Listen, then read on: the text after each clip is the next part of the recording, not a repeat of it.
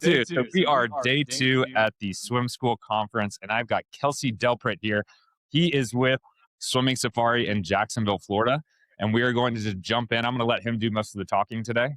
But what we like to do here is really ask the professionals what they're doing at their swim school, how they might be bridging the gap between learn to swim and competitive swim. And funny enough, they're actually using Swimmingly this summer. So let's dive in, man. So tell us about Swimming Safari. Walk us through that.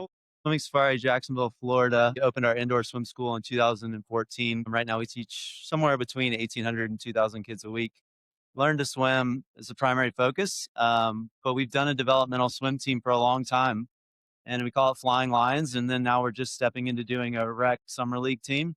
We feel like it's great. It just gives kids the opportunity, an environment that they're comfortable in, to take that first step to competitive swimming without getting completely run over by a league that's been going on for a while and all that. So gives us a platform to give them introduction to competition and build that good sportsmanship and focus a lot on improving their time rather than the results of the meet. Just trying to get a little incremmy better. Yeah, that's exactly right. That's perfect. And then give us a little bit of your background. Like, where do you come from? How did you get into this one? Yeah. So I, like every kid growing up in Florida, swam. And I was kind of a lazy high school swimmer. I did okay, but it wasn't like, I swam and took the season seriously, but I didn't swim year round or anything. And then I went to college and I was working a job and was paying my way through college and like showed up to work and the sign on the door said like we're closed and like no notice or anything. I'm like, oh, I got to go get a job. So then it was Craigslist and swim instructor role, and I'm like, all right, this is cool. Let me do that. I like kids. And then I kind of decided to make it a career after attending a U.S. Swim School Association conference. I'm like, these people are awesome, and I want to be around them. That was 15 years ago. Wow. And what is your role now? I'm part owner and Okay. And what's your favorite part about your guys' swim school? oh man, I think it's. I know there's a lot. Yeah. Favorite part of I'll answer it maybe in a different lens. Like my favorite part of what I do, I think it's twofold. One, having a bad day, you just get to jump in the water and just hang out with kids. And like the water's like, I still is my happy place.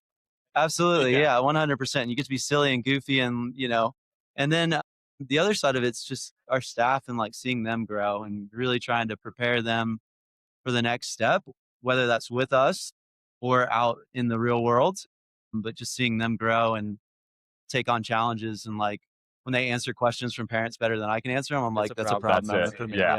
So you're at you said 1,800 to 2,000 kids a week. Yeah, seasonally. Yeah, it's about that. Then you mentioned bridging the gap. Very important step. Like you said, there is a big struggle for these kids taking that next step into the competitive world. It's scary. It's intimidating. All of those things. They're obviously doing it right. They figured it out, or they are figuring it out, which is fantastic.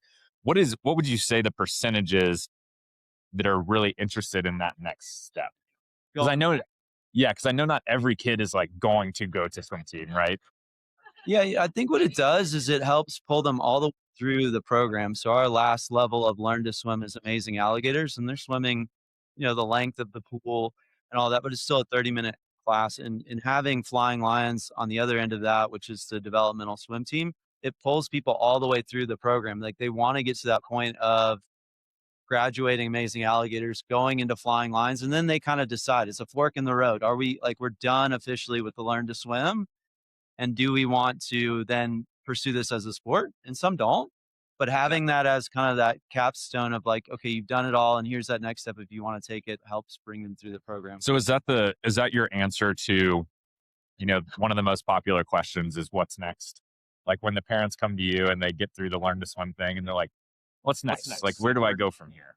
Yeah, and I think at that phase too, it's really about like come do a trial on the swim team practice and see if you like it. It's 45 minutes, and then it's really a decision between you and the kid. Like at this point, like the kid's got to be vested in what we're doing. It's not, yes, they can always get stronger, and yes, they can always develop more safety.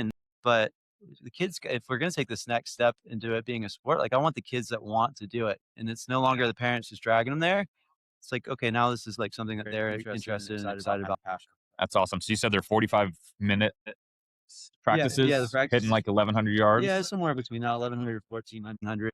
We always do like a word of the day where we try to just have sportsmanship or hydrodynamics or glide or just like different fun things. And then normally there's a stroke focus, but it's pretty light. and it's, nothing that's really, it's set, super long set based or anything. And what's your achievement philosophy for that group?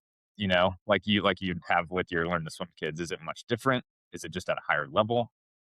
Yeah, I think it's all about just them, improving their time. And so that's what we do when we do meets. With that, we do 3 meets a year typically, and it's all in house. So we have practices on a couple different days, and we bring them all together, and they compete in 3 events, and then everyone gets ribbons and their time's posted on the back. But we focus a lot, and we do placements for 1 through 4, and then swimming superstar, whatever it says for everyone else. But we focus a lot on like your time and kind of keeping track of your time and is that improving. And then we also focus a lot on them having a voice in the events that they pick, and doing a survey with each person before the meet. Like, are there any strokes you don't want to do? Are there any strokes that you do want to do? And just keeping it really fun and positive. And then the best part's always the fun relays at the end. Yeah. And just like, throw them together and then like that sense of camaraderie. And the parents go nuts over the relays too. Like they're cheering individually, but like if a relay's coming down to the wire, like they are going ham for it. That is awesome. Which is super fun. That is awesome. Well, I'm not going to take up too much of your time, Casey. This was awesome. Thank you for sharing. We'll be excited to talk to you guys more. Hopefully, we do get to talk to you. I don't know if you're in that lane as much, but we might be dealing with someone else. But Absolutely. Yeah, we'd love to. Thanks for giving me the chance to come on. You bet, man. Thank you. Appreciate it.